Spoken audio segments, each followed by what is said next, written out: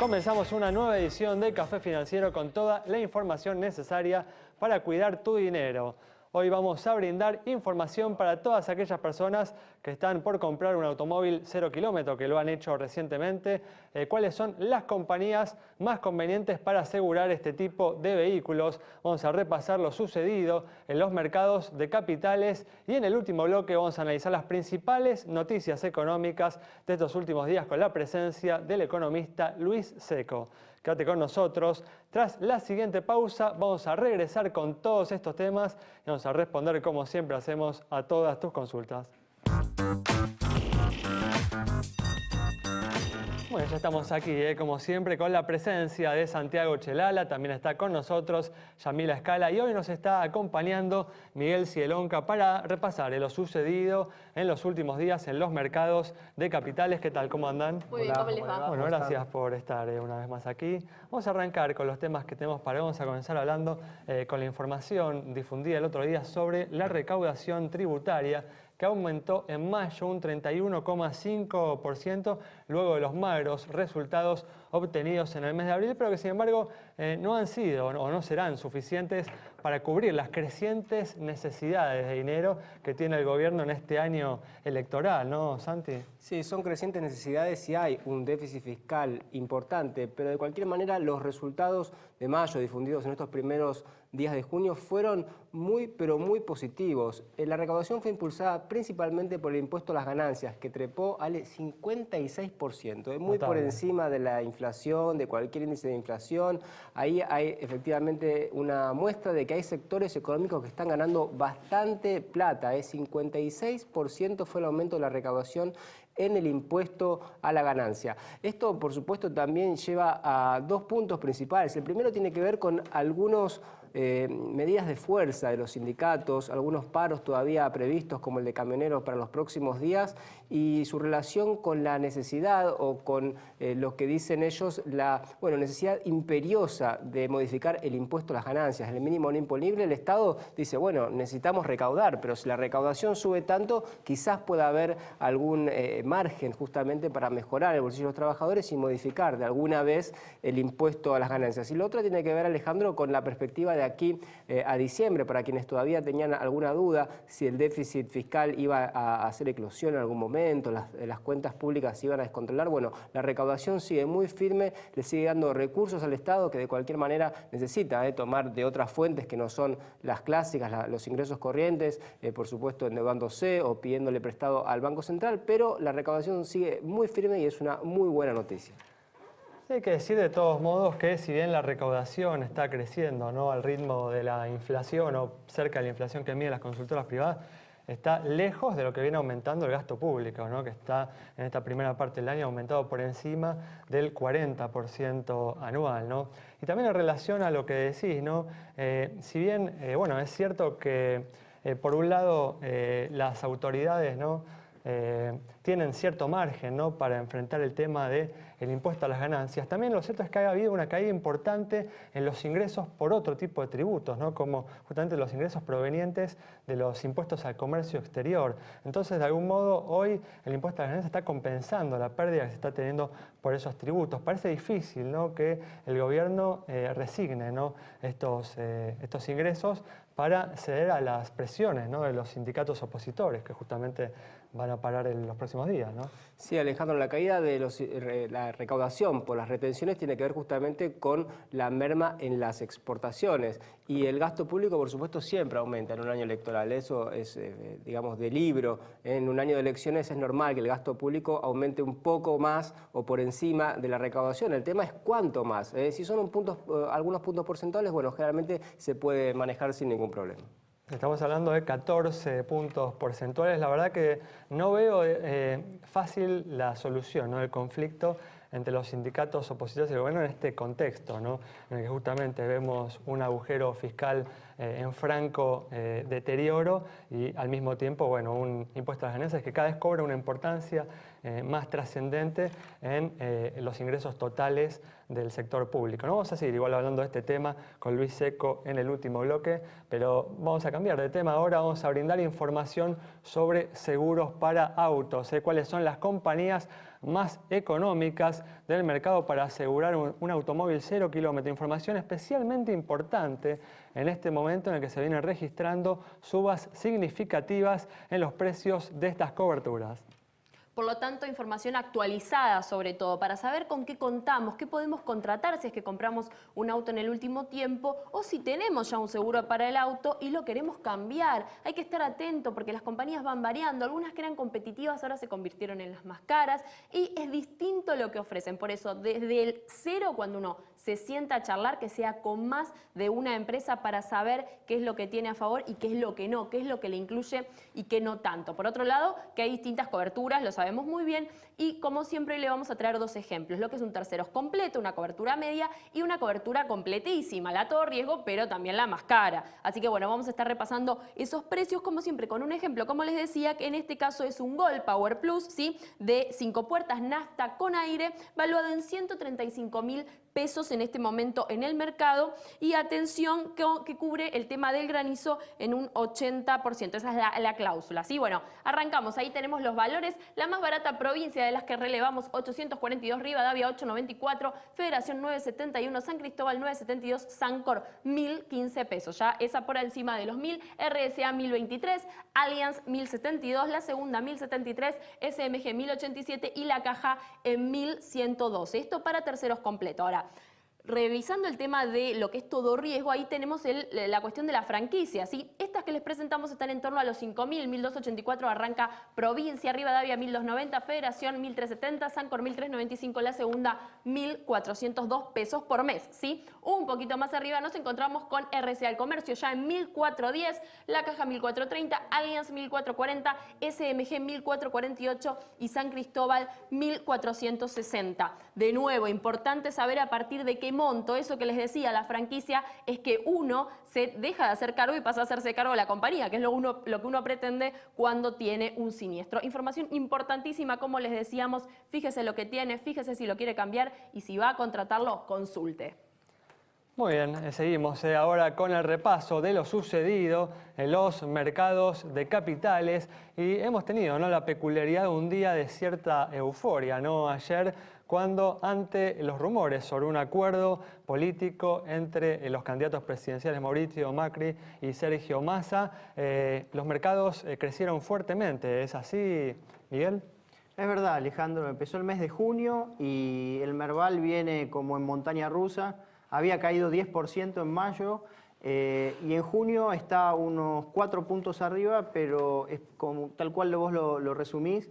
El día martes subió casi 7 puntos. Hay un viejo refrán en la bolsa que hay que comprar con el rumor y vender con la noticia. Durante el día martes se corrió ese rumor de un entendimiento entre Macri y Massa. Bueno, todos siguieron al pie de la letra justamente esa máxima, ¿no? Sí, fue notorio. Hubo papeles que subieron 11, 12%. Es cierto que de alguna manera están recuperando el terreno que perdieron en mayo, pero de todas maneras fue un muy buen desempeño del Merval el día martes. En cuanto a lo que es el escenario de deuda, esta semana es muy importante, Alejandro, recordar que la provincia de Buenos Aires pudo emitir deuda, 500 millones de dólares a 6 años, a una tasa del 10,25, ¿sí? El vaso medio lleno es poder reconocer que Argentina acceda a financiamiento por esos montos en esta situación y justo antes de las elecciones. El vaso medio vacío es que esta misma semana Petrobras emitió 2.500 millones de dólares a 100 años, no 6, 100 años, a una tasa de 8,45. Bueno, las diferencias, ¿no?, que se logran a partir de la credibilidad. Bueno, cerramos de esta manera este bloque. Quédate con nosotros. En instantes estamos nuevamente con vos.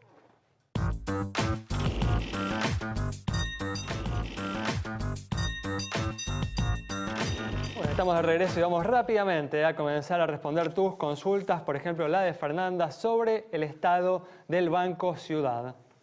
Para Fernanda, entonces, el agente financiero de la Ciudad de Buenos Aires, por supuesto, vemos sus números en pantalla, tiene un patrimonio de 5.500 millones de pesos, depósitos por 36.141 millones y resultados positivos en el último ejercicio del Banco Central de 77 millones de pesos. Buenos indicadores de solvencia y también de liquidez, cara sonriente para el Banco Ciudad.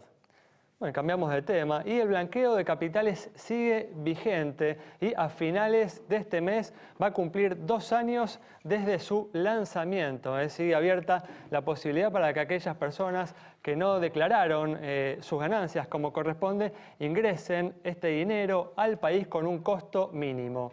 Maite Peñoniori dialogó con la gente sobre este tema.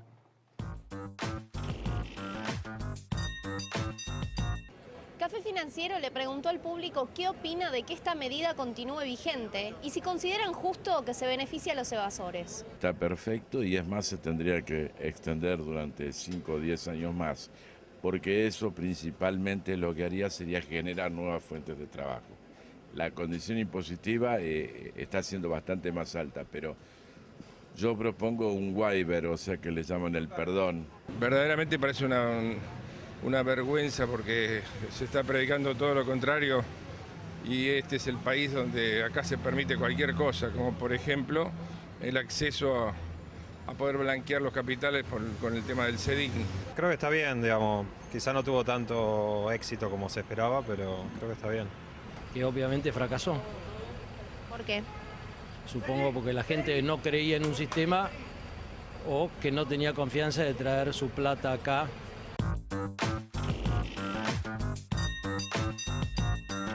Bueno, definitivamente se trata de una medida que se extendió excesivamente en el tiempo y no ha brindado los resultados esperados por las autoridades. De todos modos, se dice que se mantiene abierta con la expectativa de que aquellos argentinos que han sido descubiertos con cuentas no declaradas en el HSBC de Suiza se vean obligadas a ingresar este dinero al país, obligados, ¿no?, por las circunstancias en las que se encuentran, ¿no? Sí, Ale, me parece que sería justo, por lo menos eso, ¿no? Pero me parece que también las moratorias, como estos blanqueos, tienen eficacia si se hacen una vez cada tanto, si son medidas extraordinarias. Ahora, si se hacen de forma recurrente, generan incentivos muy malos, porque la gente dice, bueno, evado o espero una nueva moratoria, un nuevo blanqueo, si total cada 2 o 3 años ocurre y generan, como te decía, malos incentivos para el futuro. Definitivamente, definitivamente. Bueno, vamos a ir cerrando este bloque. Vamos a responder, como hacemos siempre, a una consulta sobre la situación de una compañía de seguros. Para Marcos, que nos preguntó sobre la situación de Federación Patronal, esta empresa presenta estos indicadores. Activo, 15.337 millones de pesos. Pasivo, 13.619 millones. Patrimonio, 1.718 millones. Resultado positivo, 316 millones de pesos. Primas, 7.234 millones. E informa 19.090 juicios. Con indicadores que se condicen con los del promedio del mercado, es que le otorgamos la luz verde de nuestro semáforo. Y recuerden, sí, a ver, acá, muy bien. @Café Financiero en Twitter. En Facebook también nos encuentran como Café Financiero, nos escriben y les respondemos. Bueno, información siempre decimos, es muy importante que tenés que tener presente al momento de contratar a una compañía de seguros para tener la certeza o la seguridad o algún tipo de garantía, ¿no?, de que en caso de siniestro la empresa va a contar con los recursos para hacerse de cargo, para cumplir con sus compromisos. Cerramos de esta manera este bloque. Quédate con nosotros. Al regreso vamos a estar dialogando con el economista Luis Seco. Vamos a estar repasando los hechos más destacados en materia económica de estos últimos días.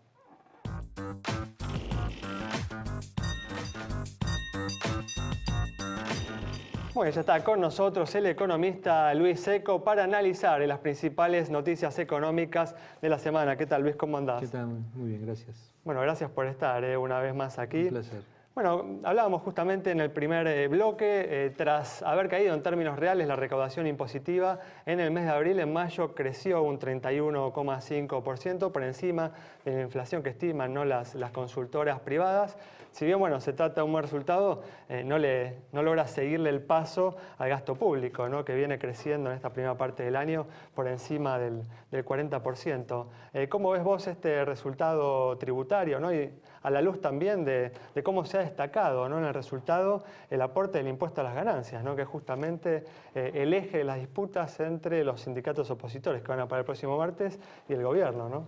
Sí, en realidad los datos fiscales reflejan ya en los últimos, yo no diría no solo el último mes, sino desde el último trimestre del año pasado, digamos desde el verano o durante el verano, un deterioro muy severo. El déficit fiscal de Argentina va camino a ser el récord de la historia de los últimos 40 años. Nunca tuvimos un déficit fiscal tan alto. Te diría que es mucho más si le sacamos un episodio que duró muy poco tiempo durante el Rodrigazo.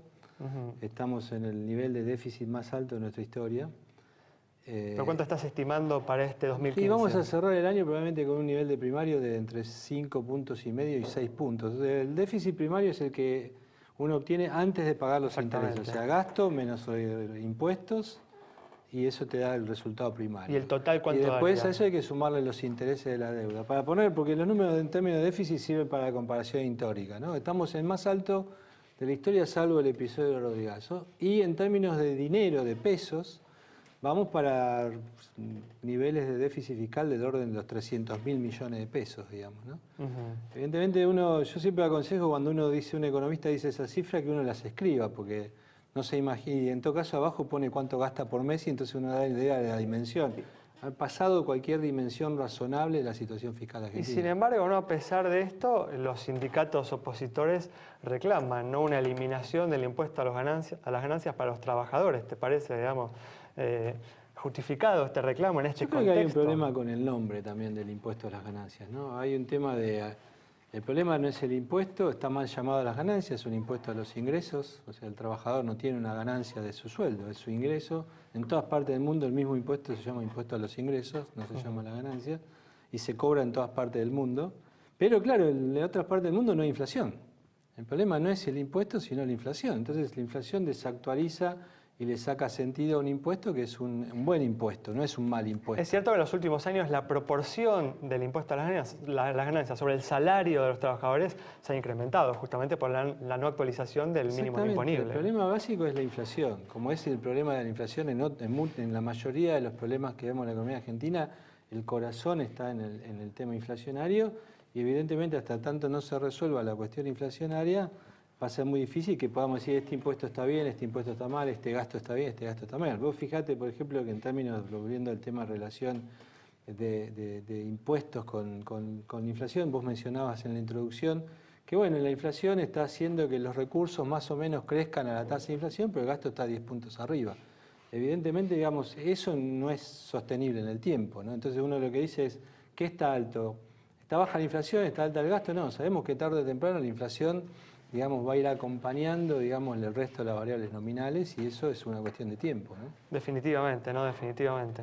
Ahora, Luis, hacías comparación recién con el tema del Rodrigazo y a uno, bueno, se le prenden las luces amarillas por lo menos, ¿no?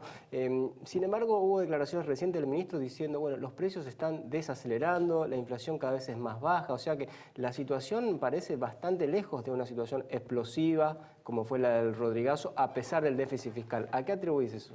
Bueno, me das ahí un buen pie, ¿no? Porque primero el tema de festejar que la tasa de inflación es de 25%, es festejar que tenemos la misma inflación del 2010-2013, que era, o sea, cuando vos tomás el último dato, lo anualizás, te da lo mismo que te daba el dato promedio del 2010-2013. O sea, digamos, estamos festejando algo que en realidad antes nos preocupaba, con lo cual primero, como yo diría en términos generales, como sociedad deberíamos preguntarnos qué pasó, ¿no? Porque si estábamos muy preocupados antes con el 25, ahora no estamos preocupados con el 25. Venimos de un 40 casi. Claro, ¿no? entonces siempre comparado problema. contra qué, ¿no? Y entonces el ministro dice, bueno, la verdad que estamos bien porque la tasa de inflación es más baja. Bueno, también intenta proyectar como que este descenso de la inflación continuaría dándose, cosa que uno no espera. Ahí viene ¿no? tu pregunta sobre si esto, qué está pasando que no vamos a una aceleración, digamos, ¿no? La verdad que hay muchos motivos. Uno, el más importante, es que todos estamos aferrados a la expectativa de un cambio de políticas para el año que viene. Yo escuchaba también la introducción que hicieron ustedes muy interesante sobre la marcha de los mercados de capitales. Entre enero y mayo de este año se notó que la idea de cambio prevaleció en la apreciación de todos los activos de riesgo de Argentina. O sea, estaba bien marcado. Yo diría incluso post-Nisman, la idea era, bueno, después del evento Nisman, se viene un cambio más seguro que antes en Argentina, entonces hubo una apreciación de todos los activos de riesgo, y ahora lo que estamos viendo, en medida que las encuestas empiezan a decir que hay un escenario de continuidad y de como premio a esta relativa estabilidad en la cual estamos, comparado contra la situación esta de descontrol que podría haberse verificado, entonces empieza a haber también del lado de los mercados gente que dice, bueno, pues me dijeron que iba a haber un cambio, yo ese cambio tal vez no tiene la misma probabilidad que antes y los activos empezaron a caer. Y eso no es casualidad. Tuvimos ayer un día de excepción, pero no me parece que esa vaya a ser la norma. Vamos a tener un mercado que va a seguir el ritmo de las encuestas. Digamos, ¿no? Justamente me das pie también para esta pregunta, ¿no? Porque llama la atención la reacción, ¿no?, de los mercados ante el rumor sobre este acuerdo, ¿no?, entre Massa y Macri, ¿no? ¿Realmente vos coincidís con esta percepción de los mercados de que en materia económica una presidencia de Scioli va a ser tan distinta a una presidencia de Macri o de Massa? Como sugiere, ¿no?, justamente esa reacción desmedida, ¿no?, de los mercados. Yo te diría, un rumor. Sí, está, digamos, es la pregunta. Yo diría que probablemente si me paro en el 2018 y yo te digo, bueno, por ahí es lo mismo. Sí. La diferencia es el 2016-2018, digamos, ¿no? Yo creo que, mira, a mí me gusta mucho el fútbol, voy a la cancha, y entonces digo, cuando voy a ver mi equipo, digo, ¿cómo salimos? No me pregunta cómo jugamos. Entonces alguno te dice, no, pero jugamos bien, perdimos, pero jugamos bien, no me importa. Entonces en materia de política económica decís, no, mirá, la verdad que no estamos tan mal, sí, pero digamos, tenemos 25% de inflación, la economía no crece, un lío de precio relativo tremendo, las economías regionales con problemas, el empleo no crece. Las políticas hay que cambiarlas. O sea, definitivamente esta política no sirve. Entonces la pregunta es, tu pregunta, ¿no? Va a ser muy distinto. Mirá, yo creo que si gana Scioli va a tener un mandato más de continuidad que de cambio. Y en un contexto de mandato de continuidad podemos esperar que al principio, digamos, se parezca mucho más a este gobierno que a un eventual gobierno de Macri, pero que al final va a tener que cambiar las políticas. Porque, no le va a quedar otra. Digamos, el tema es si es proactivo el cambio, que podría ser la carita de Macri, le pones a un ajuste proactivo, o un ajuste reactivo en el cual uno pondría la cara de Scioli. Aunque no quiera, va a tener que hacer cosas, va a tener que cambiar las políticas. Sería, ¿no? Jugando mejor sería el gobierno de Macri desde tu perspectiva. No, yo no digo que sí jugando mejor, yo digo, estos resultados... Jugando más bonito. Ponelo en términos, olvídate, porque ahí entra lo filosófico, si querés en este caso lo ideológico. ¿Cómo me gustaría jugar o qué me gusta a mí? Yo digo, ¿qué resultados tenemos? Los resultados que tenemos son decididamente malos. Sí. Uno puede decir, no, che, podríamos haber estado mucho peor. Está bien, pero eso que me consuela. De momento los resultados son malos. Entonces, tenemos que cambiar las políticas. Si seguimos aplicando la misma política, vamos a tener los mismos resultados. Y ahí es donde yo digo, si quieren para simplificar, gana Scioli, podés tener un primer semestre, y bueno, ganó, veamos qué pasa, y si no cambia las políticas, vamos a tener un pésimo segundo semestre. Si gana Macri, vas a tener un primer semestre sacudido, porque va a haber que tomar decisiones y no se pueden cambiar sin costos 12 años de mala política económica, y después vas a tener un muy buen segundo semestre, digamos, ¿no? Ahora, es probable que cuando miremos el 2017 o el 2018, voy a, che, ¿qué pasó? Y bueno, si comparás cómo no fue en un y otro escenario, yo creo que es mejor tomar la decisión desde el vamos y hacer las correcciones que hay que hacer. Pero por ahí al fin del día la cosa no cambia demasiado, ¿no? Pero el horizonte no es trivial. Ahora, estos días, Luis, hubo un debate gradualismo versus shock entre los economistas, hablando un poco de las políticas que van a venir. ¿En qué lado estás en ese debate? Yo he escrito ya un par de artículos. Yo creo que hay que hacer las cosas rápido. Y esto no tiene que ver con una cuestión de no tener en cuenta las restricciones políticas. Porque siempre se nos acusa a los que creemos en el shock, no, vos sos un ingenuo de laboratorio, que crees que la política y las restricciones sociales y políticas no te importan. Y yo digo, no, a mí me importan más que a vos. Porque yo lo que digo es, si no cambiás las políticas, vas a tener más costos sociales que cambiándolas. El tema es que depende, de nuevo, yo digo, como que la clave del análisis es cambio versus continuidad, si hay que cambiar o hay que continuar con la misma política. Yo creo que hay que cambiarla. Me pregunto, ¿qué es lo que me asegura que se cambien las políticas? El gradualismo para mí es una invitación a que las cosas sigan como están, no es el cambio. Entonces yo digo, ¿cómo cambio las políticas? Y tengo que operar de entrada. Aparte, mira, hay mucha experiencia que dice, vos diseñás un programa de shock, después se implementa en forma gradual. Nunca una cosa que vos diseñás de shock se implementa todo en el día cero. Desde ya. Bueno, Luis, muchas gracias por haber estado con nosotros. Nos vamos entonces con el análisis de Luis Seco sobre los hechos más destacados en materia económica de esta semana y sobre también una advertencia hacia el futuro, una idea, una inclinación de elegir las políticas de shock por sobre las graduales para transformar y corregir los problemas importantes que presenta la economía. Nos reencontramos este próximo viernes a las 20 horas aquí en Metro.